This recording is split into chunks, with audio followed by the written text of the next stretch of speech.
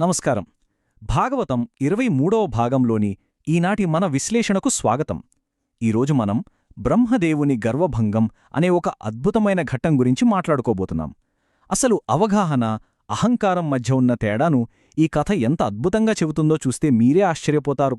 సరే, ఇక ఏమాత్రం ఆలస్యం చేయకుండా అసలు కథలోకి వెళ్ళిపోదాం. ఇక్కడ మనమందరం ఆలోచించాల్సిన ఒక ఆసక్తికరమైన ప్రశ్న ఉంది. విశ్వాన్ని సృష్టించిన ఆ బ్రహ్మదేవుడికే గర్వభంగం ఎలా జరిగింది? వినడానికి కొంచెం వింతగా ఉంది కదూ. సర్వజ్ఞుడైన సృష్టికర్త కూడా అహంకారానికి ఎలా లోనయ్యాడు? ఆయన గర్వాన్ని భగవంతుడు ఎలా అణిచేశాడో ఈ కథ మనకు కళ్లకు కట్టినట్లు చూపిస్తుంది. ఇక మన కథ ఎక్కడ మొదలవుతుందంటే గోకులంలో. అదొక అత్యంత ప్రశాంతమైన దృశ్యం. ఎలాంటి హడావిడి, కోలాహలం లేని ఒక సాధారణమైన రోజున అక్కడ ఏం జరిగిందో తెలుసుకుందాం. ఒక్కసారి మీ మనసులో ఈ దృశ్యాన్ని ఊహించుకోండి.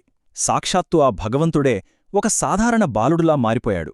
అడవిలో తన స్నేహితులైన గోపబాలులతో కలిసి ఎంతో ఆనందంగా నవ్వుకుంటూ భోజనం చేస్తున్నాడు.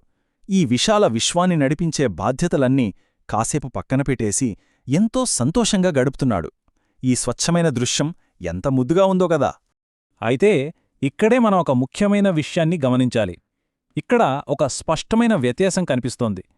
ఒకవైపు చూస్తేమో గోపబాలులందరూ ఎంతో స్వచ్ఛమైన, అమాయకమైన ఆనందంలో మునిగి తేలుతున్నారు.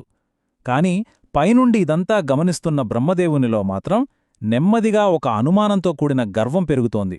ఏంటి, ఈ చిన్న బాలుడేనా సాక్షాత్తు ఆ పరమాత్మ అన్న సందేహం ఆయనలో మొదలైంది.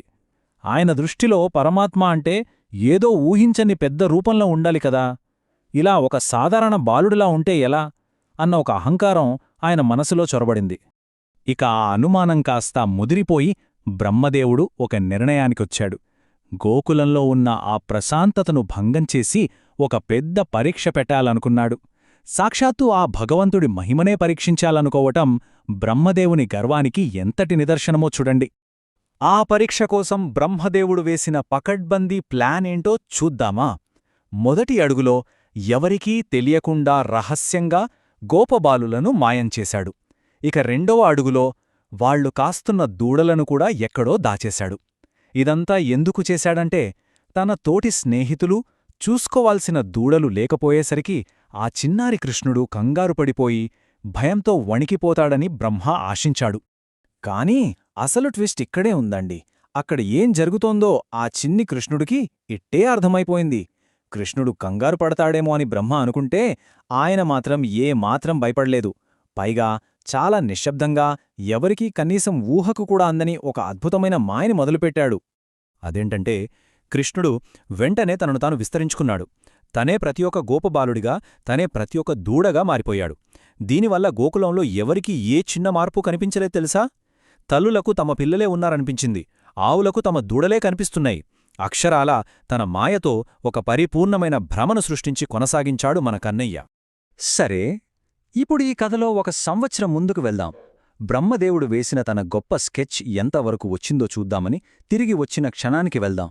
అయ్యో, కృష్ణుడు ఎంత ఏడుస్తున్నాడో, ఎంత కంగారు పడుతున్నాడో అనుకుంటూ వచ్చాడు.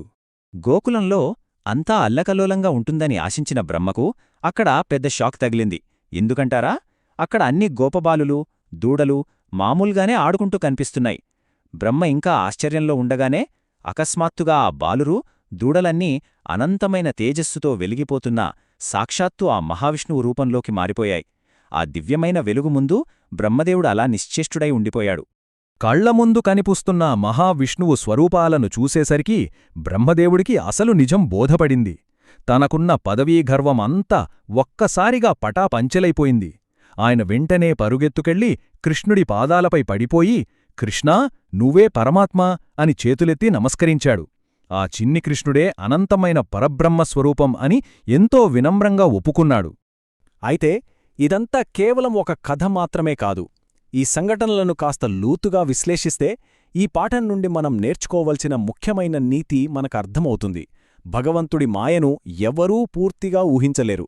అంతిమంగా గర్వం పతనమవుతుంది. భక్తి మాత్రమే విజయం సాధిస్తుంది. అసలు ఈ గర్వం, దైవభక్తి అంటే ఏమిటో ఇప్పుడు మనం వివరంగా చూద్దాం. ఈ కథలో మనం నేర్చుకోవలసిన అత్యంత కీలకమైన పాఠం గర్వం గురించి. ఈ గర్వం లేదా అహంకారం అనేది అక్షరాల మన కళ్లకు గంతలు కట్టే ఒక మాయ. సృష్టికి మూలమైన బ్రహ్మదేవుడే తన ముందున్న పరమాత్మను గుర్తించలేకపోయాడు అంటే దానికి ఏకైక కారణం ఆయనలో ఉన్న అహంకారం. అంటే మనం ఎంత ఉన్నత స్థితిలో ఉన్నా, మనకెంత జ్ఞానమున్నా సరే, ఈ గర్వం అనేది అసలైన సత్యాన్ని మనకు కనిపించకుండా చేస్తుంది అనడానికి ఇంతకంటే మంచి ఉదాహరణ మరొకటి లేదు కదా.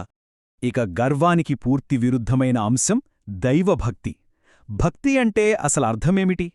భక్తి అంటే కేవలం గుడికి వెళ్లి పూజలు చేయడం లేదా మంత్రాలు పఠించడం మాత్రమే కాదు. ఈ విశాల విశ్వంలో మన స్థానం ఎంత చిన్నదో అర్థం చేసుకుని మనలోని అహంకారాన్ని పూర్తిగా వదిలిపెట్టి ఆ పరమాత్మకు అత్యంత వినమ్రంగా శరణుజొచ్చడమే అసలైన భక్తి. బ్రహ్మదేవుడు తన తప్పు తెలుసుకొని ఎప్పుడైతే తన గర్వాన్ని వదిలి శరణు కోరాడో అప్పుడే ఆయనకు ఆ పరమాత్మ నిజదర్శనం లభించింది. కాబట్టి ముగించే ముందు ఒక్కసారి ఈ ప్రశ్నను మననం చేసుకోండి. మన నిజ జీవితంలో ఎన్నో సాధించామన్న మన గర్వాన్ని, ఆ మాయను పక్కన పెట్టి ఇలాంటి నిజమైన వినమ్రమైన దైవభక్తిని మనం ఎలా అలవర్చుకోవచ్చు? ఈ లోతైన ఆలోచనతో ఈనాటి మన కథనాన్ని ముగిద్దాం. ఈ ఘట్టంలోని నీతి మీ అందరికీ స్ఫూర్తినిస్తుందని ఆశిస్తూ మళ్ళీ మరొక ఆసక్తికరమైన అంశంతో కలుద్దాం. నమస్కారం.